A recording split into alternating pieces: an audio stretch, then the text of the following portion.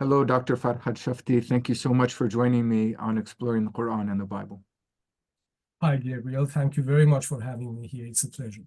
I'm really delighted we have a chance to speak. I'll start with a very brief biography, and then we're going to be engaging some very important and difficult topics, in particular the question of stoning and Quranic teaching on fornication and adultery and the punishment for that, and then the question of veiling or hijab and all of the Quranic evidence that is related to that question. We'll speak also, I think, from a more theoretical angle about a certain school of interpretation of Qur'an and Hadith associated with some South Asian thinkers. So we'll introduce all of that.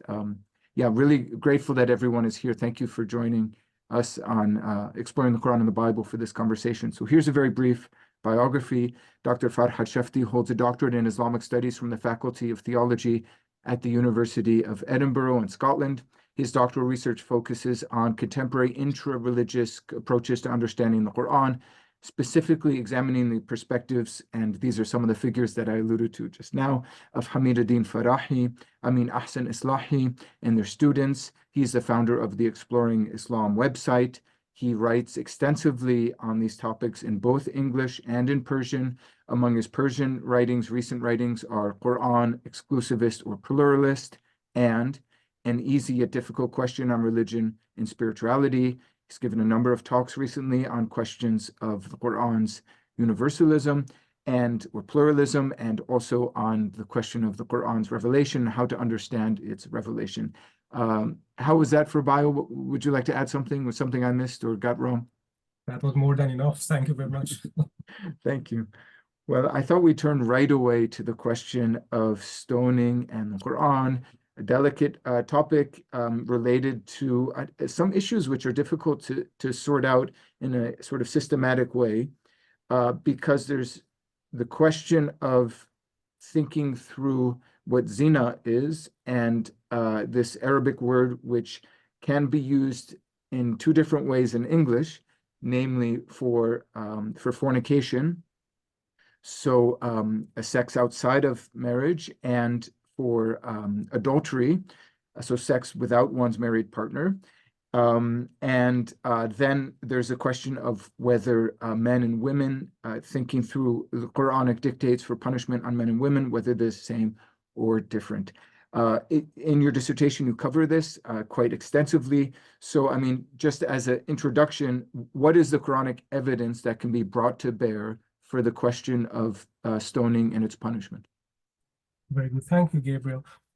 If you allow me, before trying to directly address your question, I want to say 2 points here.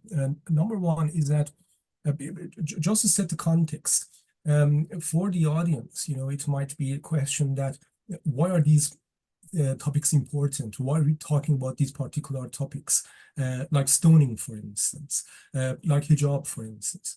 And what I want to say is that disregard of whether we consider the rulings in the Quran to be permanent and forever, according to Muslims, or according to some of them, it's supposed to be something dynamic. There is one thing, and that is there are certain things that are considered by majority of Muslims, or let's be more accurate, by majority of Muslim scholars as definite parts of Islamic law, in Islamic belief. But then the strange thing is that when you look at the Quran, you either do not find them, or they're not that clear, or if there's not enough emphasis on it. Just a few examples to make this closer to mind. So, for instance, punishment in graves. We have lots of narrations about it. When people go into the graves, and there will be punishment, or there might be some rewards for some. It's absolutely absent in the Quran, unless of course we try to interpret some of the verses. So this is the idea that after one's death, but before the day of resurrection, during this time, during this period, one is punished in the grave. Yeah, or equally in somehow rewarded as well. Let's look at the positive side. Yes, there's a positive side. Yes. Not just punishment. Yeah. For instance, the concept of return of Jesus. There's lots of investment on this concept in the books of Hadith of both Shia and Sunni Muslims. But again, it's something that from the Quran, you find it difficult to explicitly bring it up. Now, getting closer to what we are talking about, stoning is one of them. So Yes. again, something that you find that, yeah, at least in the books, they say it needs to be practiced, but you find it difficult to find it explicitly in the Quran. The emphasis and stress on hijab and the limits of hijab is another thing. Yes. That again, in the Quran, you find that it's not that strict and not that clear, but Yes. it seems to be. So that's what brings this inquiry and makes it interesting. That's the first thing. The second thing is that I invite the audience of this video that if they can consider the methodological aspects of this Right. discussion. Right. So I'm not trying to come up with a ruling with stoning at the end and say, so this is the ruling of stoning, in my understanding. We're just trying to see methodologically how is it that scholars may come up with different rulings. And if people look at it in this way, then this talk is not just about stoning. It's not just about hijab. It's actually about methodology that can be applicable to other topics. Cases. Yes. Yes. Yes. Right. So after that introduction, very important introduction. Thank you. That's because we are. I mean, we are going to be speaking about not only how to work through these particular problems, but different methodologies out there, which, as you mentioned, have far-reaching consequences for not only sort of questions of criminal law, which or practice, but also theology and other questions. Definitely, yes. So let me put it in this way, Gabriel. Imagine that we are trying to use a formula in order to come up with what should be our understanding of stoning from the sources of Islam. Yes. I would say that this formula seems to have 5 variables. And I call them variables, not constants. Well, mathematically, if they are constants, then it cannot be formal. But I call them variables, not constants, because there are 5. And even the reading of these 5s, understanding of these 5 is different among scholars. So these are really literally variables, 5 variables. So I encourage our friends to perhaps in their mind or on a piece of paper, put these 5 on a piece of paper and see how they can relate them together to each other. So one variable are the verses 15 and 16 in Surah Nisa. The fourth surah. The fourth surah of the Quran. I don't know, Gabriel, do you want me to read the verses or are you happy to just... I think that would be helpful. They're short enough. Yes, why not? Yeah, okay.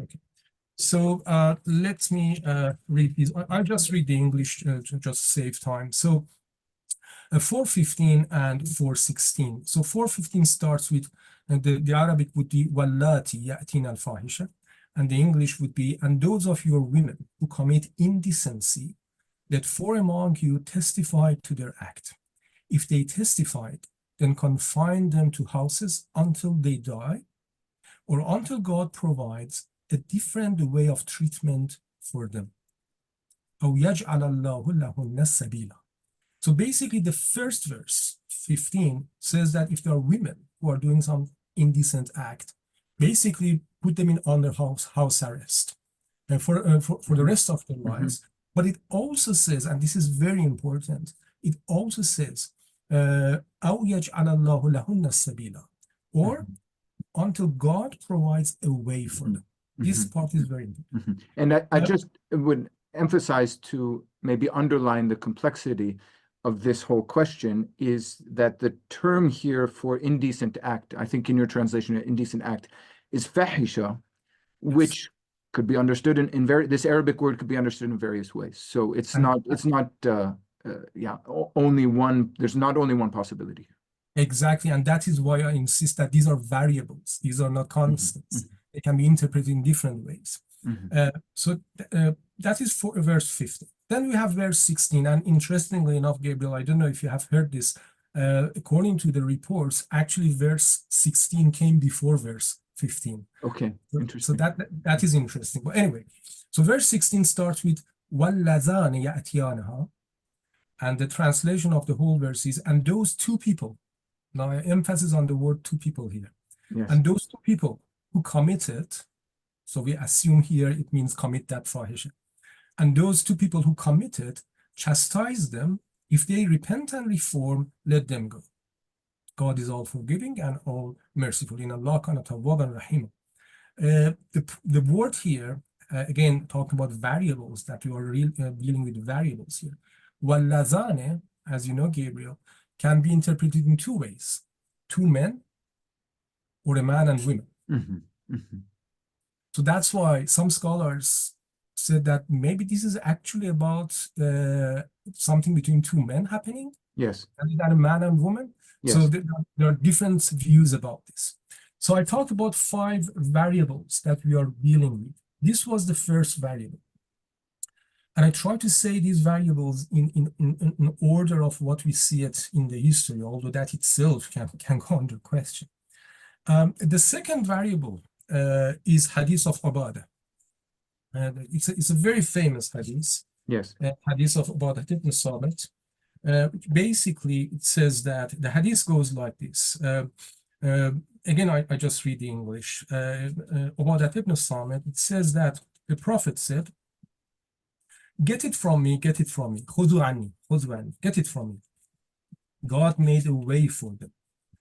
قَدْ جَعَلَ اللَّهُ لَهُنَّ السَّبِيلَ. So it is referring to verse 15. The same word, the sabila. Yes. Yeah. So it says that sabil, that way that God said, unless I give you a way, this is the way that I'm trying not to give you. So get it from me, get it from me. God made a way for them. For single man and single woman, 100 flocks and 1 year exile. For married man and married woman, 100 flogs and stoning.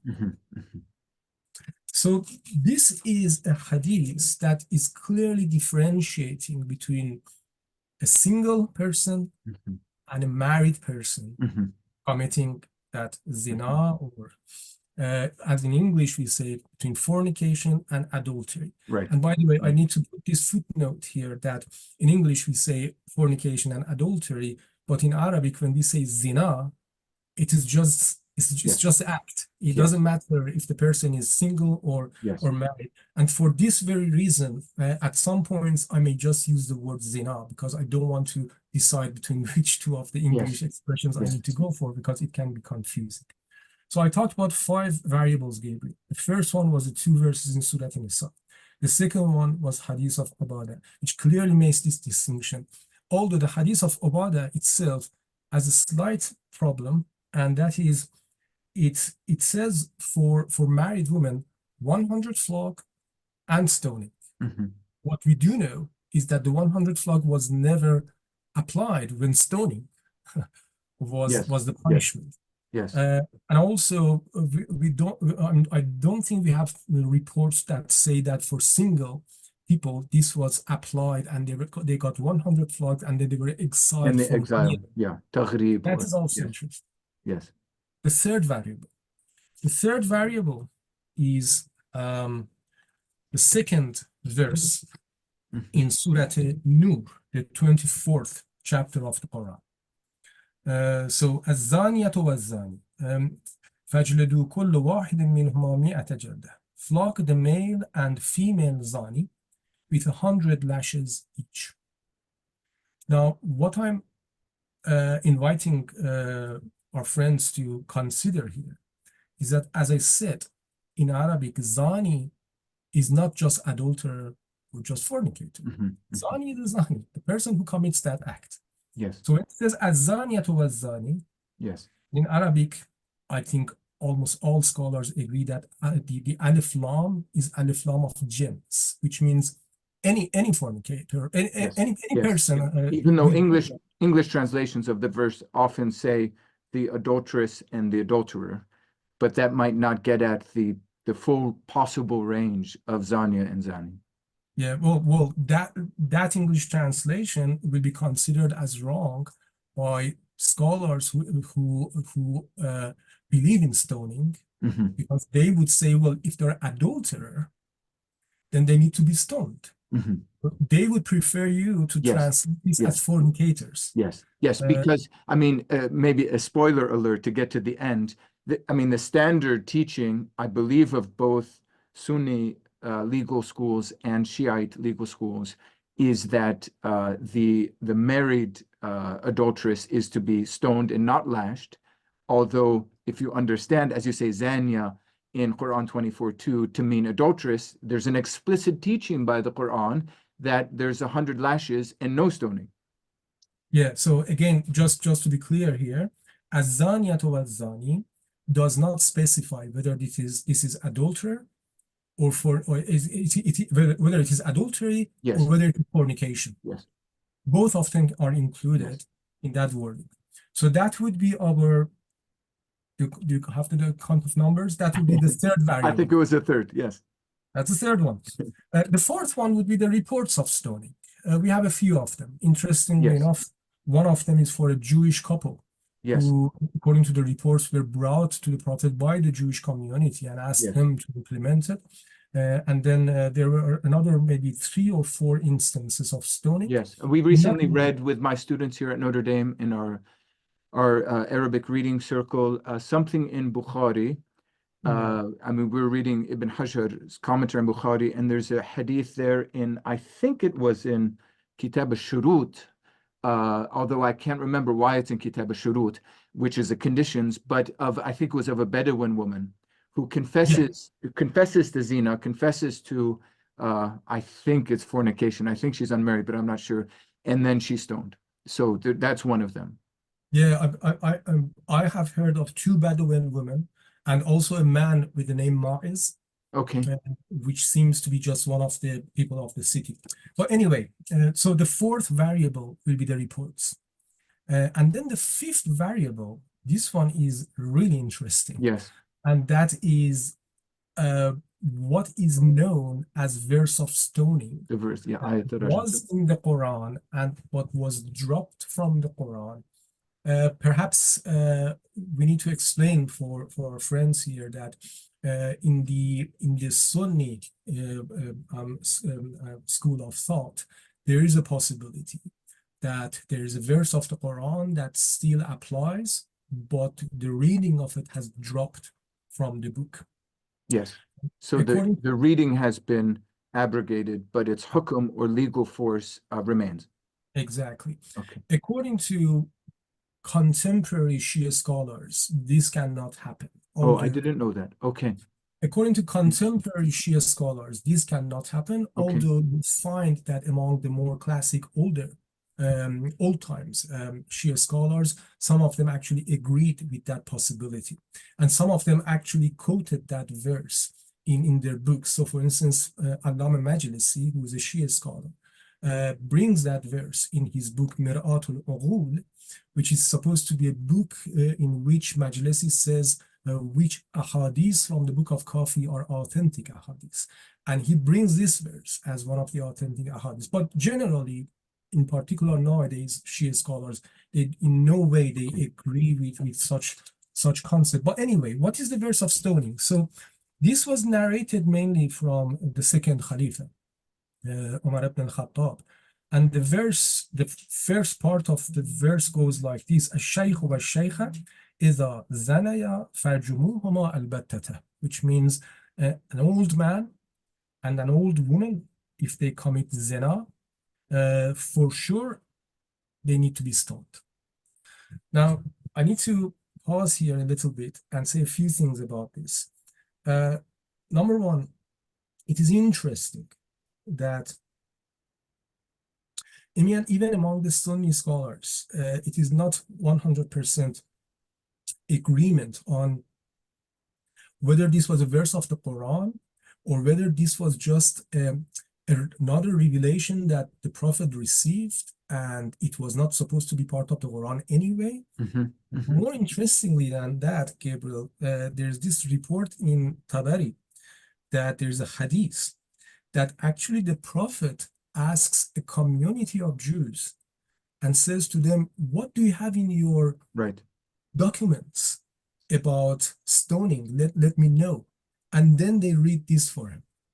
I don't know if you have found something like this in the Jewish or biblical documentations or not.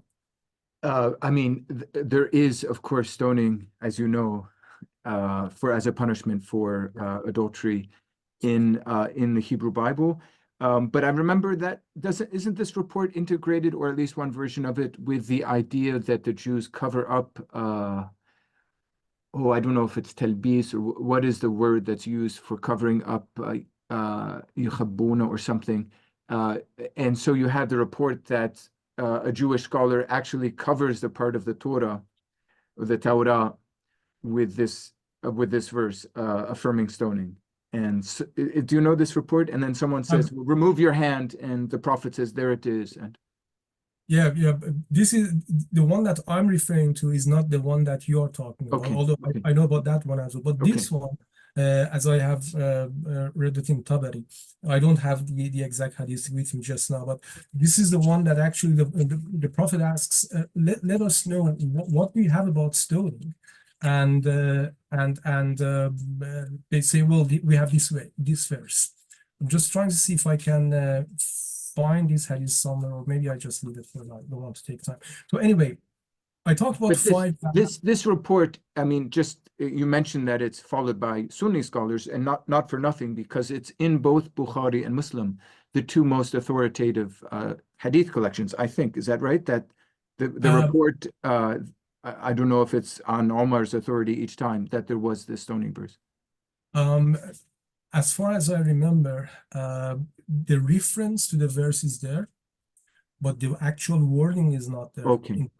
This is as far as I remember. Okay. And I hope that my memory serves me here. Yes.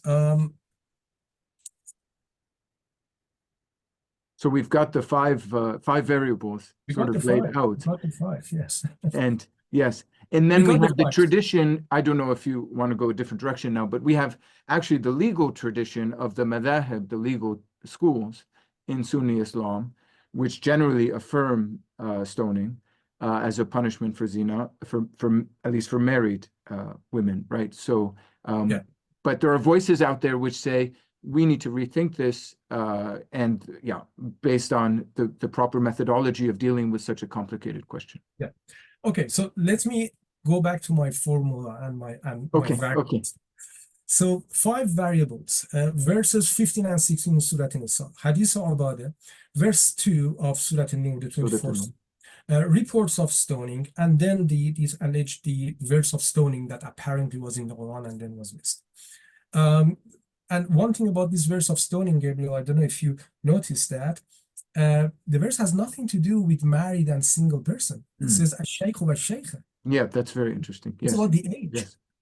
So according to this verse, if this is a verse read, even if the person is single, as long as the person is old enough, now we can put a threshold of what old means, then stoning can be applied. So that's another thing to look at. So then comes question that Gabriel just said, that so the 4 mazahib of Ahlul Sunnah, and of course the Shia Ja'fari school of thought, they do believe in stoning.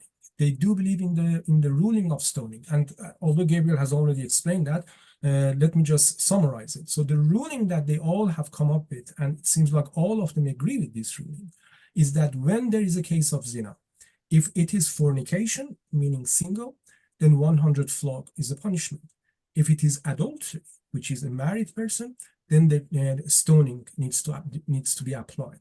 So then the question, Gabriel, is these 5 variables, and each one of them seems to be suggesting something different, and even our understanding of these 5 would be different. In what way these variables were put into that formula by these jurists to get that final conclusion output? And I can tell you that there are differences, of course there are variations, but overall, the way that traditional scholars are looking at this, and I'm mainly talking about the Ahlul Sunnah, but it's with some adjustment, it is also almost the same for Shia scholars as well. And the way that they put these 5 variables in place in this formula is that they start with those verse 15 and 16 in Surah An-Nisa. They say, okay, so this was the initial ruling. They say that verse 16 was about fornication, and verse 15 was about adultery. And verse 15 is already telling us that another way may come to you. They then say that this was abrogated by Hadith of Ubadah. Yes. So the Hadith of Ubadah comes and says, okay, if it is single, 100 flog and 1 year exile. If it is married, 100 flog and stoning. So, Even though, just to specify, Surah An-Nisa is a Medinan surah. yes. So already it's a developed state of the early Islamic community. It's when the Prophet and his companions are based in Medina, at the latter part of his career. Exactly. And then what they say is that the Hadith of Ubadah in turn was again partially abrogated by the verse number 2 of Surah An-Nur. So they come quite a journey, in order to put all these variables in that formula in a way that they can then find that, okay, then stoning is justified in this way. So I give it a pause here. Before that, let me just say that it is perhaps because of seeing this, if I may call it, struggle in getting that formula right, that many of the writers and thinkers about Islam, in particular among women, Muslims and women thinkers, have considered the whole thing to be something just coming from that male-dominated society. Yes, yes. So, for instance, you have Hayed Moghisi, the professor of sociology and women in Islam, professor of sociology and women's studies in University of York, Toronto, who writes that part and parcel of a value system. This came as part and parcel of a value system promoted by the fundamentalists, which sees women and their bodies as possessions of men. And she also recognized this fact that although the concept of stoning was supposed to be for both women and men, but normally, mostly you see it's just people the states are attempting to apply to women. Yes. Yes. More than men. Yes. So that's interesting. And to comment on, just to sort of step aside for a moment and speak about the real world consequences.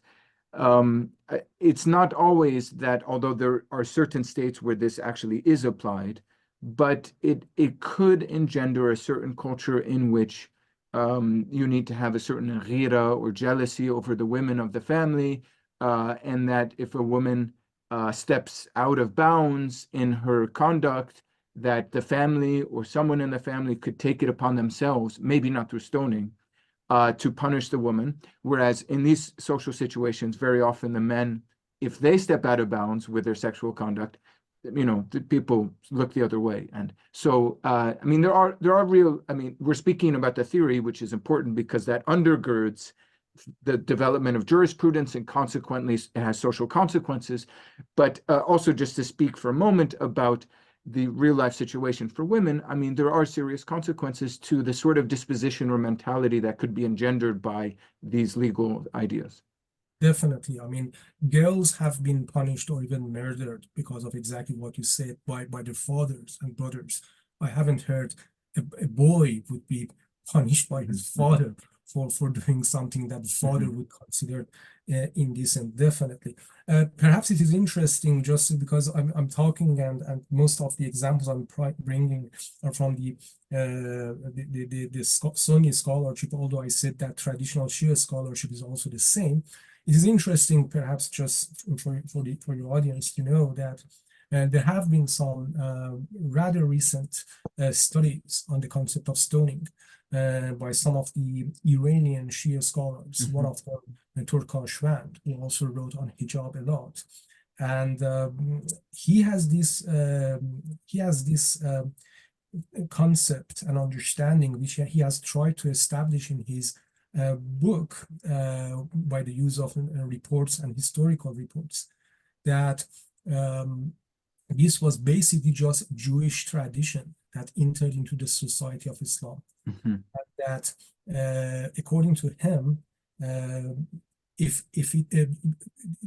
the imams of Shia were actually trying to interpret the word rajm in a different way, Mhm.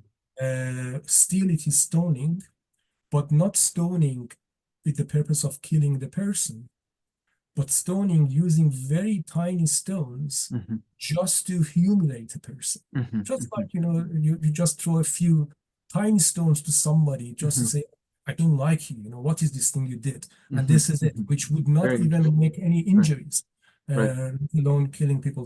I thought maybe I should say that as Yes. well. Yes.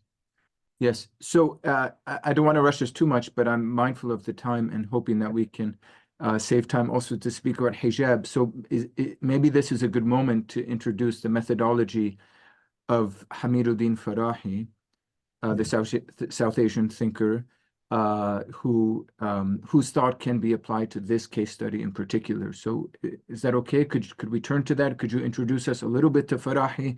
Maybe how it depends how autobiographical you want to get, but you could describe your interest in his thought.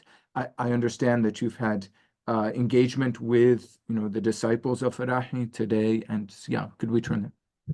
Sure. I mean, I was interested in this school of thought because, firstly, despite lots of scholarly work that they had done, they were not known by Right. others. Most of the writings are in Urdu, maybe, or Most of the some also in writings are, Arabic. not much in Arabic, actually. Mhm. Most of the writings are in Urdu, but now much of it is also in English. Okay. But when I started this, there wasn't much in English either. Okay. So Hamiduddin Farahi was an Indian scholar. He was cousin of the famous scholar Shibli Nomani. And he was born in 1863, passed away in 1930. He's considered one of the most influential scholars in terms of the coherence of the Quran, Nazm al-Quran. So basically, much of his work was to show how he finds that the Quran is coherent and that everything relates to everything else. Of course, I do appreciate that with the current work that is being done by yourself and other scholars on this field, this can be very much debated whether this coherence can be defended. But I'm just reporting what their work was without necessarily approving all of it. He had a student who is Amin Ahsan Islahi.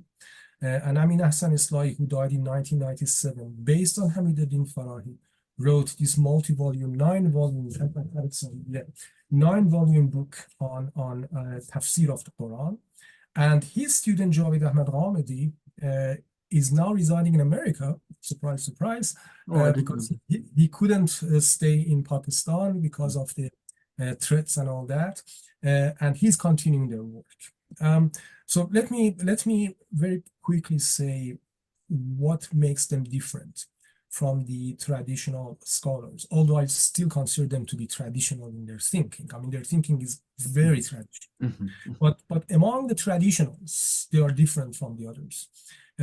First of all, they do believe in coherence of the Quran. So their belief is that the Quran, what we have in the Quran is exactly the wording that the Prophet had, and even the placement of the chapters were divine, and the placement of verses are divine, and everything has a reason. Yes. But we may challenge that. But the part that relates to this discussion that we have today, Gabriel, is that they believe that Hadith reports are not independent source of understanding Islam.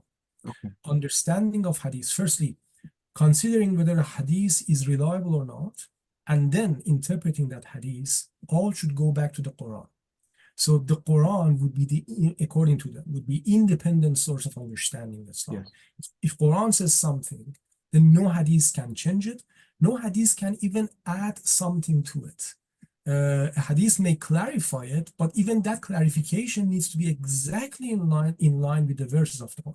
That's very So from that, you will not be surprised, Gabriel, to appreciate that they do not even bother to think about the verse of rajm, the verse of stoning, because they say it is not in the Quran, it's a false report, we are not bothering about it.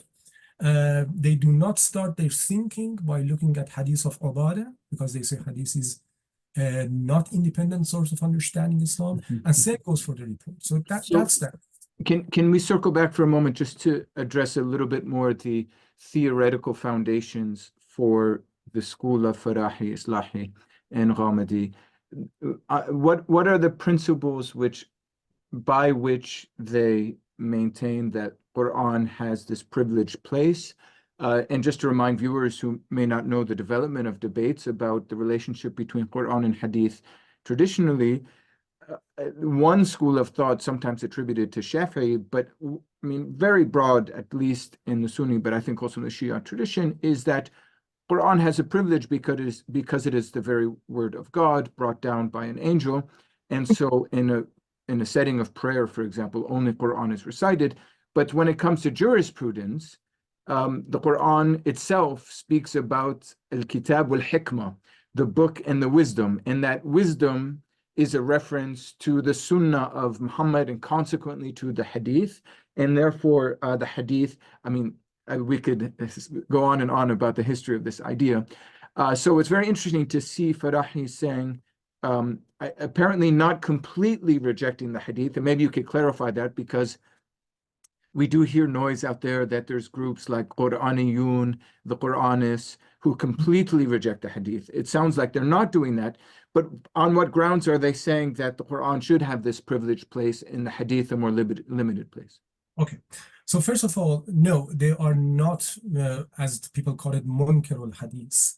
They are not among Qur'aniyun. They have been accused of that. Of being hadith deniers or rejectors. Yeah, they have accused of that by their critics, non-academic critics, but they have made it very clear, and I agree with them, that they are not munkar al-hadith. In fact, one of the biggest projects of collecting ahadith and interpreting them is already being done by Javed Ghamidi, the student of Amin Hassan Islahi, which is starting to be published firstly in Urdu and then in Arabic and English.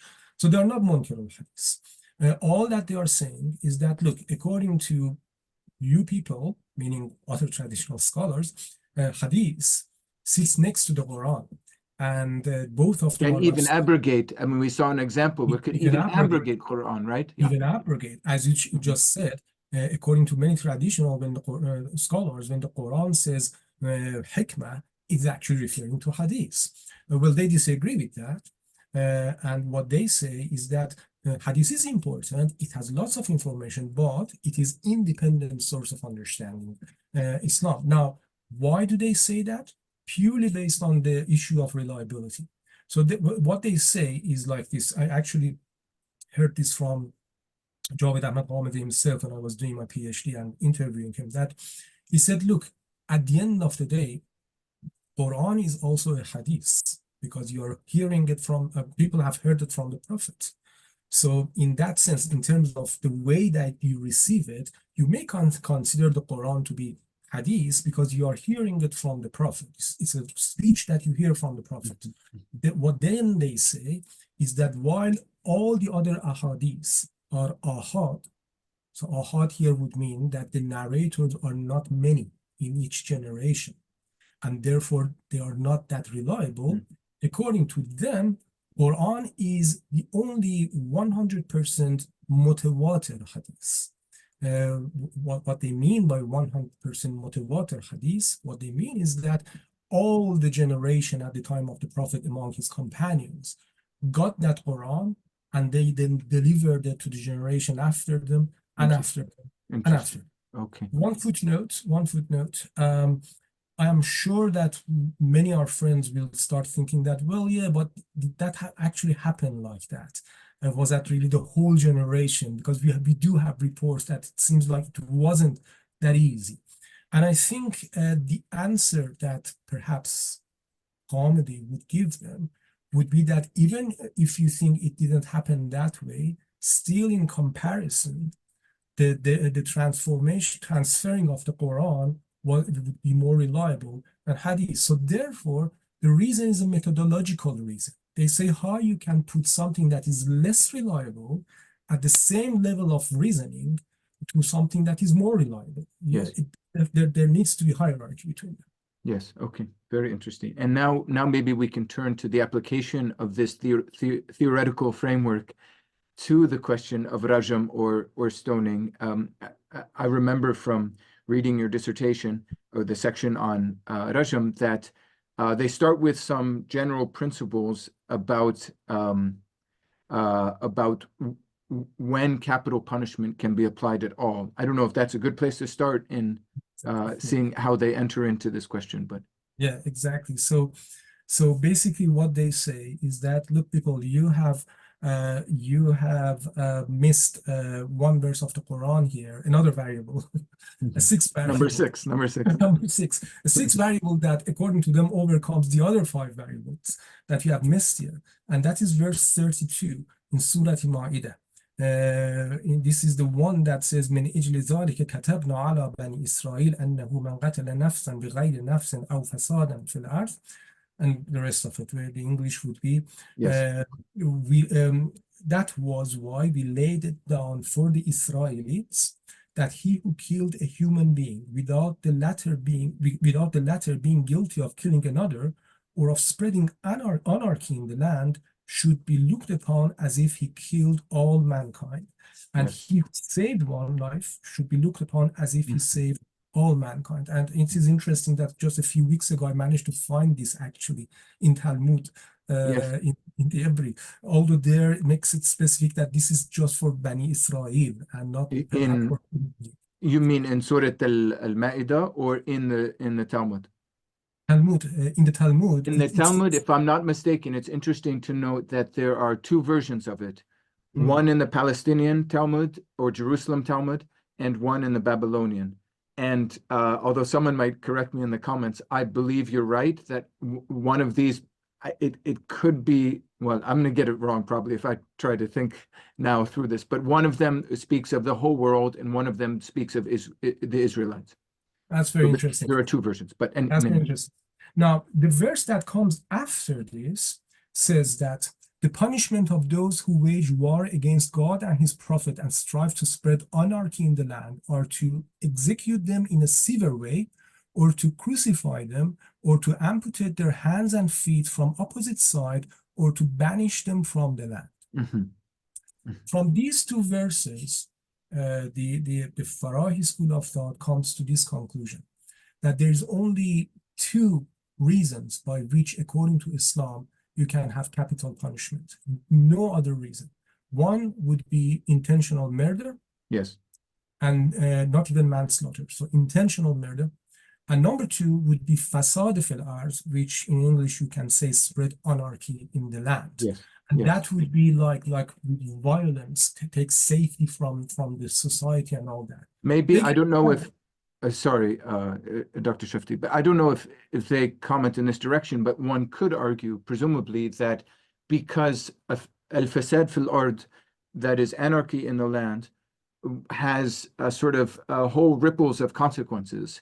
It's not only does damage to the immediate victim of whatever the act is, but then it leads to more and more victims. And you would make a very good student of Farahi at this time. Definitely, yeah, exactly. That's the thing. So what they say is that they give example.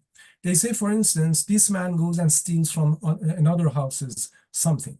This is just an act of theft. And according to the Quran, if we believe that we need to apply the same rulings, then the hand of that theft perhaps can be caught, although they say this is the maximum punishment. However, imagine the same man is now recruiting like 20 people. They attack the city, they create anarchy and fear, and then they steal things. This is not act of fasad fil ard. So this is not theft. This is fasad fil ard. They apply the same thing into the issue of zina. So what they say is that if you see incidents at the time of the Prophet where stoning was applied, it was because it was fasad fil ard, and they give example of rape. So that Ma'iz guy that I talked about yes. was stoned. They believe that they say that lots of evidence points to the fact that he actually raped the woman, because the woman was not punished, only Miles was punished. So they say that the misunderstanding that has happened for the scholars of Islam is that they thought the criteria is whether being single or married, while the criteria was whether this was a simple act of zina or this was actually anarchy in the land. If it is simple act of zina, then the Quran says 100 flogs. If it is anarchy in the land, then there are certain punishments that the Quran has specified. One of them would be, and one of them would be, From verse 33. يُقَتَّلُ. One of them would be يُقَتَّلُ, which can be translated as kill them severely. And they would say stoning is an example of killing severely. Interesting. Yes. Let me also say that I always present these views with lots of enthusiasm. That does not mean that I am supporting them or I do not have criticism about this. Right, I'm just reporting. In fact, I wanted to comment here that you can see that the hermeneutic or the methodology of Ghamidi, and in different ways, and I know there are significant differences that you underline in your dissertation between him and Islahi, and then Farahi ultimately. But still, as you noted, these are traditional approaches. This is religious thinking, which is completely oriented by the text. But the way they manage or work with the text is different than other traditional thinkers. And of course, there are secular Muslim thinkers who would sort of step out of that textualist paradigm and approach the question sociologically or psychologically or politically.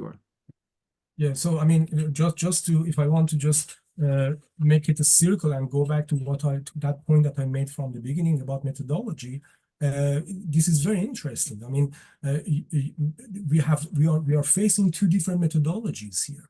In one methodology, you have reports and Hadith and Quran all at the same level, and you're looking at these and you're trying to see what is the ruling. In another methodology, you put one of these at the top. Now, Farahi is putting Quran at the top. And then you try to justify the others by that. And of course, what I just explained is a very theoretical and academic way of looking at it. The fact is that many jurists just first accept the ruling that seems to be the mashhur, the famous ruling. The well-known, yes. The well-known ruling. And then they just try to put these variables in a way so that it can reach that ruling at the end. Yes, very interesting. Well, if it's okay, I'd like to get onto another topic, which we probably won't be able to do justice, but at least we can sort of introduce it and then speak about how the Farahi school might illuminate the question from a different perspective. And that's the topic of veiling or the hijab. I mean, even the word hijab is complicated. It's used in English now very commonly, usually just to refer to the headscarf, but as you note in your dissertation, the Arabic word has a more general meaning than that. It has to do with something which blocks or obscures or obstructs vision, so it could refer in a more general way to other things. I mean, this is another difficult issue, and in some ways more in the public eye, because, I mean, among other things, there are particular questions in Iran, in Turkey, in France, around the Muslim headscarf or hijab. And then, of course, there's a trend in some Muslim majority countries of increased practice of wearing a hijab. In some places, you know, the full shadur or other terms are used for niqab, for the larger covering. So yeah, I don't know if we want to jump into Farahi right away. I think we should at least mention briefly the Quranic evidence, and just you alluded to this at the beginning, that as with the case of Rajam or stoning, the Quranic evidence is not explicit, or at least the relationship between common jurisprudential conclusions around the hijab and what the Quran actually says is not direct, if that makes sense. Is that how you would put it, or? Yes, exactly. So we have the same line of inquiry here that, as you said, something that seems to be considered as a very strong ruling in a number of Muslim countries and also in the fiqh and the jurisprudence. Again, when you go to the Quran, it seems like it's not that strong or it's not that explicit. So let me start with the verses as I think you would like me to mention those verses. So it seems like there are two verses in the Quran that have made the main basis for looking at hijab if one wants to look at Quran for that. One would be the verse number 59 in Surah Al-Ahzab, which is the 33rd chapter of the Quran. The English goes like, so just the beginning of Arabic for people who may want to just remember it. O Prophet, say to your wives and your daughters and the women of the believers that they let down upon them their overgarment, which is jilbab. This will be more proper, that they may be known, and thus they will not be given trouble, and God is forgiving. And then the verse after continues to say, if the hypocrites start to still annoying you, then we will know what to do with them. So there's some sort of threat for the hypocrites. So this is the first verse. I will explain that a little bit later, but let me go to the second verse as well. So the second one is verse number 31 in Surah An-Nur, the 24th chapter of the Quran, the same chapter that we had in stoning. Yes. So this one, وَقُلْ لِلْمُؤْمِنَاتِ, and say to the believing women that they cast down their looks and guard their private parts and do not display their ornaments. Now I see the smile on your face, Gabriel, because zinatahun can be translated in many ways. So here I have the translation of ornaments. So do not display their ornaments except which are apparent, and they should put their head covering. So again, in the Quran, in the Arabic word, there is no head covering. The Arabic word is khimar. That's a really key point. Yes. The Arabic word is khimar. Yes. This head covering is just English translation that I found. Okay. Which reflects the history of reflection on the text by Muslim scholars. That exactly. This is a head covering. Exactly. Put their head covering over their bosoms, over their chest. Okay, so let me now look at these two verses again and say a few things. As for verse number 1, first of all, there are some discussions about what actually jalbab means. And what does it mean when it says that bring it upon yourself? Interpretations have gone in a very wide range of interpretations. So while some people have interpreted, in particular among the Sunni scholars, that you need to have this big chador sort of thing, this big cover, and you need to cover yourself, and only one eye can be seen. That's one way of looking at it. Then on the other side I've of seen, this, can I jump in just on this? Because I've seen, you mentioned that Tabari relates that opinion in his commentary on the Quran, or maybe it's a khabar or a narration of the covering one eye. But I mean, I've never heard of this actually being practiced, right? How could you cover one eye? Yeah.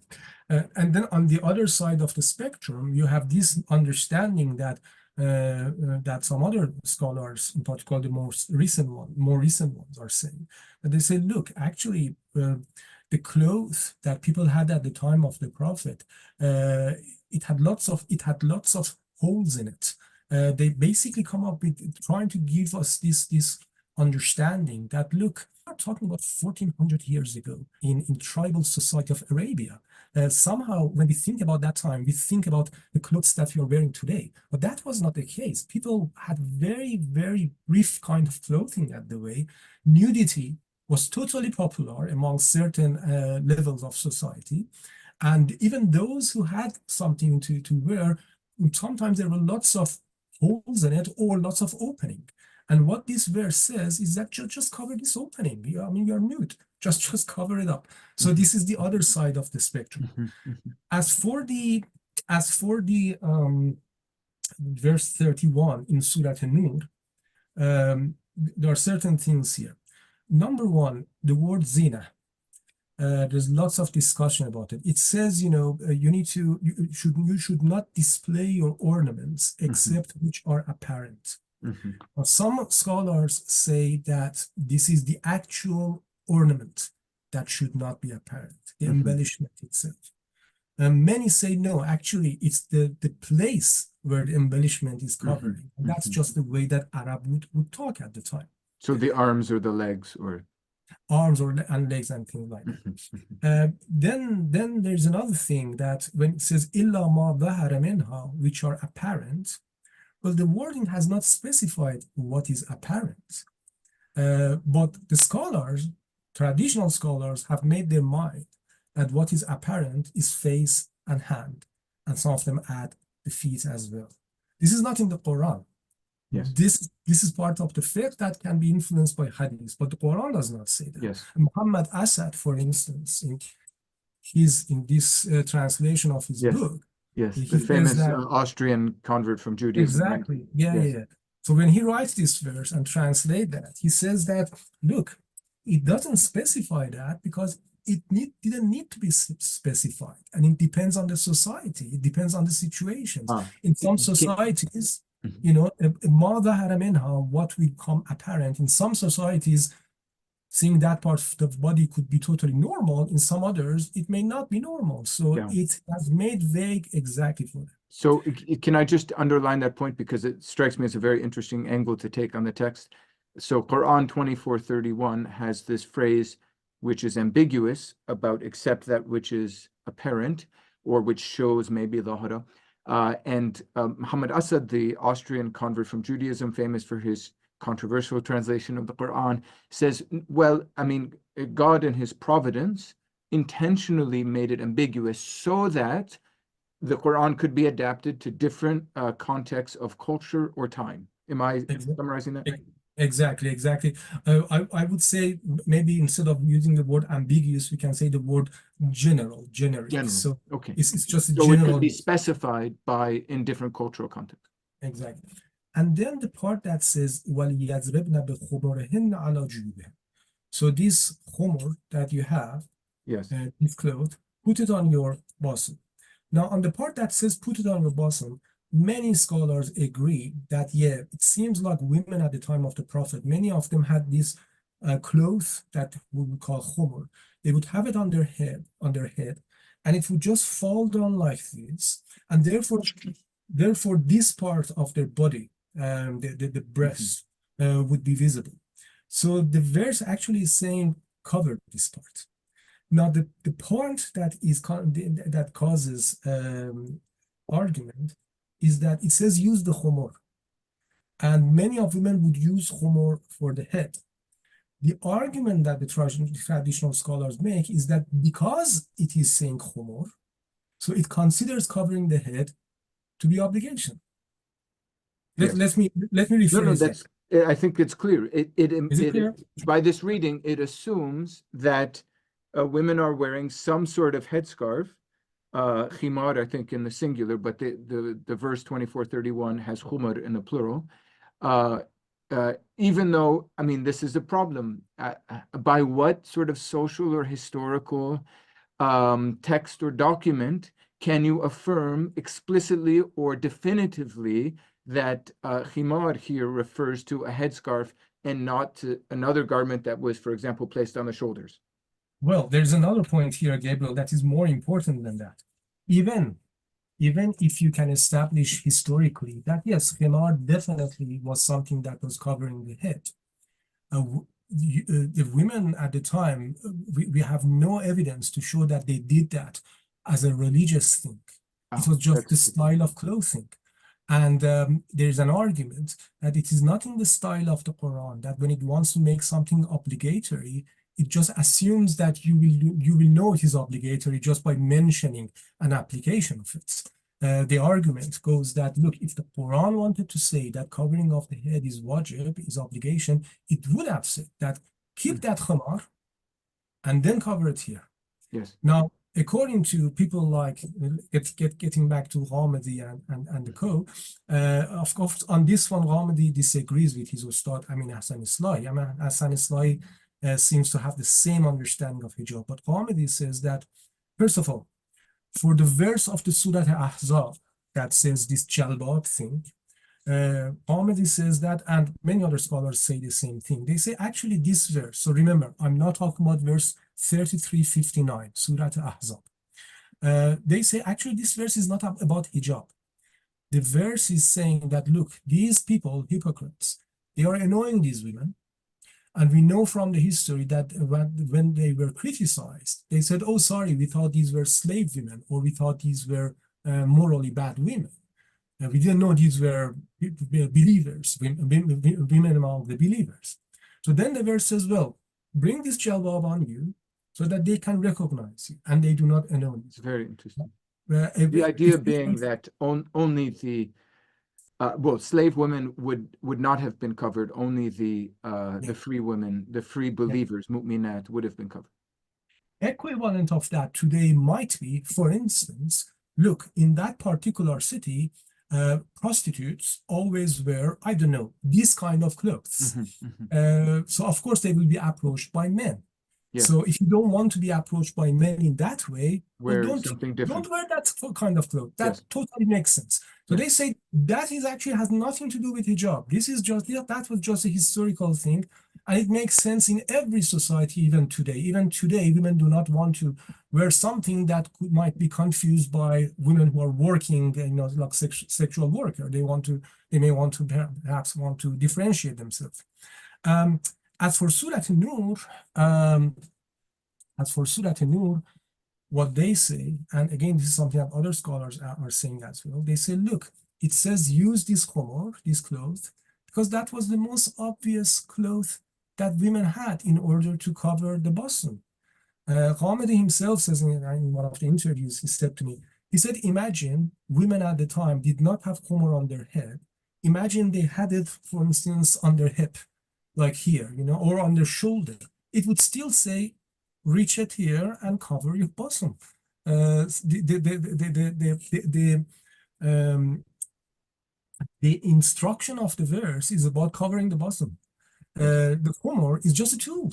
So there's no reason that we should consider khomor, because it was covering hair at the time, to be considered obligation. And also, to clarify maybe further what I learned from you about Ghamidi's opinion, is that he's not arguing against modesty, and I think he even encourages, maybe considers it valid or meritorious to wear a hijab, that is a headscarf, so for spiritual purposes, but for the legal question, he doesn't consider it wajib or mandatory. Yes, that's also what, for instance, Khalid Abul Fazl said, the author of the Reasoning with God. In a recent, well, when I said recent, like a few years ago, people asked him about wearing hijab, in particular in America. I'm not living in America, but apparently in some places in America, wearing hijab might be a bit difficult for Muslim women in the society. And he was saying that, look, you have got it totally wrong. Wearing hijab is not like Shari instruction. It's part of adab, the culture. So, it's a religious culture. So where it, if adab even has a sense, doesn't it even beyond culture of meritorious conduct, virtuous conduct, but exactly, but not a legal question. Yeah. So he said, wear it if it helps you, and don't wear it and don't bother if it does not help you. Ghamidi says the same thing. He says that, look, it was always a custom and culture of Abrahamic religions and many other religions as well, for women and even for men to cover their hair. So it's a good thing to do, but it's not a ruling. I know we are out of time. Perhaps I can just close this part. I don't know if you want to continue with anything else, but let's perhaps just close with this part, that so far what I narrated from Ghamidi, it's all sort of bringing more freedom in terms of interpreting this verse and hijab and all that. But one point that suddenly Ghamidi says something and it has made it very complicated, and I'm not going to elaborate too much on it, is interpretation of zina. So he says that zina is embellishment, not the place of embellishment. Therefore, he comes up with conclusions that I think are very debatable, even rationally are debatable. So for instance, he says women are not obliged to cover their hair. However, if your hair is embellished, then you need to cover it. In other words, imagine there is a woman, and the woman embellishes her hair so much that the hair is not even visible. According to Ghamidi, you need to cover it. So that's where I think it starts to become a little bit challenging and debated. Trying to think of this in light of things that my daughter, I have a teenage daughter, she likes to put ribbons or things or beads. He's referring to something like that. According to Ghamidi, then she needs to cover her. Yeah. Maybe just one final, we are sort of approaching the end, but a final point just about Ghamidi, your conversations with him about Hadith, and we've touched on this a bit, but I'd like to circle back finally. I mean, again, he doesn't reject Hadith as a source of knowledge, but you say that he sees Hadith basically analogous to Quran commentaries. Could you elaborate on that a bit, that he sees it like tafsir or Quran commentary, that it has the ability to help us understand the Quran, but not to act independently from Quran? So basically, what he says, and I hope that I am deliver this as accurate as possible. He says the first source of understanding the Quran, of course, after all the main essentials like knowing the language and all that, he says the first source of understanding the Quran is Quran itself. So understanding Quran by the Quran, it's pretty much, well, that's and this is the importance of the concept of tadabbur, right? This Arabic word meaning reflection or... Yes. So that is what Hamiduddin Farahi said, and then Amin Ahsan Islahi, and then Ghamidi. The equivalent of that in the Shia scholarship would be Allama Tabatabai with his book Al-Mizan, who has tried to do the same thing, understanding the Quran by the Quran. So then when I ask him, right, so what would be the role of Hadith for you in understanding the Quran? He says, for me, Hadith would be like any other information that is worth of looking at when I want to understand the Quran from the Quran. So he says that, he says, don't get me wrong. When I say understand Quran from the Quran, I don't mean that I close my door and just look at the Quran itself. Of course, I go and look at the other books of tafsir. Of course, I look at views of others. I look at hadith as well. But at the end of the day, all of these will be a data that I utilize to understand the Quran from the Quran. Yes, so that's the way that he says that. So perhaps it is interesting to say that practically what has happened in the scholarship of Islam was that even though apparently theoretically Hadith and Quran were looked at the same level, but practically Hadith was even slightly higher level. You try to understand the Quran with the use of Hadith. It had the effect of shaping one's reading of the Quran. Yeah, definitely. Which of course has some sort of false circular logic in it as well, because we do have a hadith that say our hadith needs to be in agreement with the Quran. But then if you need to understand the Quran from the hadith, then where do you cut this circle? According to people like Tabatabai in Shia, and people like Ghamidi and Amin Ahsan Islahi and Farahi in Ahl Sunnah, the Quran remains as the higher level document, and you come to first start to realize whether the hadith is even something that you need to consider it, a particular hadith, whether it is authentic or not, because it needs to be not only in agreement with the Quran, but also in line with the Quran, which means Ahmadi needs to be able to say this hadith seems to be based on this verse or based on this concept of the Quran. And then even interpreting that hadith would be based on the Quran. If we had time, I would explain how they interpret the hadith of Ubadah. But just to say that they even interpret the hadith of Ubadah and basically disassemble it and assemble it back based on what is their understanding. That hadith that we mentioned earlier in the connection of stoning. Yes. Farhad, thank you so much. Hopefully this will be not the one and only episode that we have with you. I'd really be delighted to have you back. You've worked on a number of other subjects. Is there anything you would like to mention among your current work, upcoming work, ways in which people can follow your work? Anything to mention in that regard? Oh, thank you for giving me that opportunity. Well, I mean, my thesis, hopefully, I'm trying to make it into a book. So I'm at the moment I'm in discussion with the publisher, and hopefully, if everything goes on, then I hope that in something like a year time or around the year time, I might be able to at least submit my draft to the publisher. I think you know better how long it takes after that to publish it.